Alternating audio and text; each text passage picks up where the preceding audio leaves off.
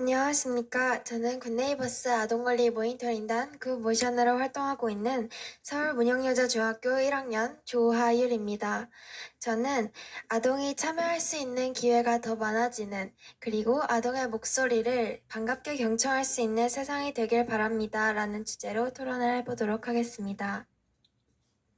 잠시 상상을 해보시기 바랍니다. 지금 여러분은 재판장에 있습니다. 피고와 원고, 변호사들이 보입니다. 엄숙한 분위기에서 재판하는 모습을 보면서 피고와 원고, 변호사들이 보입니다. 재판하는 모습을 보면서 피고와 원고의 입장에서 각각 생각해 봅니다. 피고의 입장에서도 이해가 가고 원고의 입장에서도 이해가 가는 그런 애매모호한 상황입니다. 이럴 때 저는 깊은 고민과 궁금증에 빠집니다. 제가 판사라면 누구의 편을 들어야 하는지 말입니다. 저는 우리나라 아동들의 모습을 보면서 이러한 궁금증이 들기 시작했습니다. 제게 궁금증을 준 두 가지 경우를 말씀드리도록 하겠습니다. 먼저 저희는 매일 학교에서 급식을 먹습니다. 코로나가 끝나고 다시 급식 시간에 행복함을 느끼고 있는데요. 정작 급식 그 자체에 대한 행복은 없어 보입니다. 급식에 채소들이 가득 나오는 날에는 거의 밥만 먹는 학생들이 많습니다.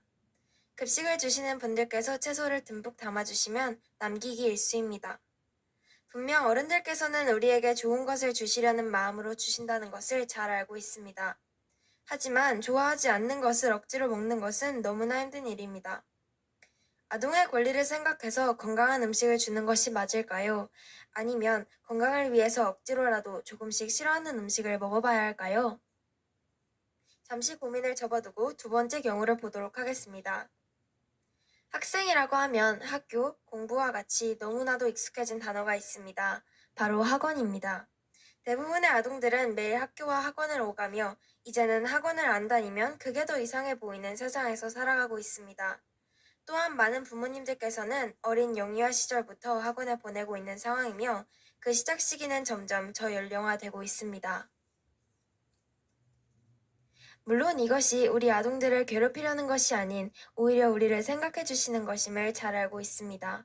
하지만 당사자인 아동 대부분은 학원에 가는 것을 싫어합니다. 이러한 경우 역시 아동의 권리가 우선일지 아동을 생각해 주시는 어른들의 의견을 따라야 하는지를 저를 고민에 빠지게 합니다. 그럼에도 저는 위의 두 상황에서 아동의 의견, 아동의 권리가 우선시되어야 한다고 생각합니다. 저는 당연히 저희보다 세상을 더 오래 경험해 오신 어른들의 의견이 맞을 가능성이 더 크다고 생각합니다. 수많은 성공과 실패를 겪으시면서 가장 좋았던 해결책을 말씀해 주시는 것일 것이니까요.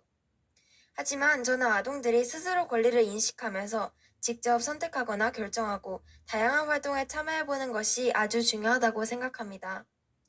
그래서 저는 아동 권리를 증진하는 활동을 많이 경험해 보았는데요. 그 활동을 지금부터 간략히 소개해 보도록 하겠습니다. 저는 5학년 때 굿네이버스에서 진행하는 아동권리 모니터링단 활동에 참여하게 되었습니다. 아동권리 모니터링단은 UN 아동권리협약에 명시된 아동의 권리에 대해 먼저 배우고 그 권리에 기반하여 실제 우리 주변에서 일어나고 있는 아동권리 침해 상황을 조사, 모니터링하며 의견을 모아 해결해 보도록 노력하는 아동 참여권 증진 활동입니다. 우리 아동들은 통학로와 놀이터의 안전을 위해 그리고 아동에게 친숙한 지역사회가 되도록 다양한 의견을 내고 재현하며 아동의 권리를 지키려고 노력했습니다. 그렇지만 저는 그 과정에서 내가 직접 권리의 주체가 되어 문제를 해결하는 기쁨을 느낄 수 있었던 반면 생각했던 것보다 많은 영향에서 아동들의 권리가 존중받지 못하고 침해되는 상황이 있는 것을 발견하고는 많이 놀랐습니다. 그래서 저는 단순히 몇몇 사람, 몇몇 아동들의 외친 노력만으로는 아동의 권리가 침해되는 상황들이 멈출 것이라고 생각지 않게 되었습니다. 아동의 권리가 존중받는 사회가 되려면 아동 권리 보장에 대한 권한을 가진 법이 필요하다고 생각했습니다.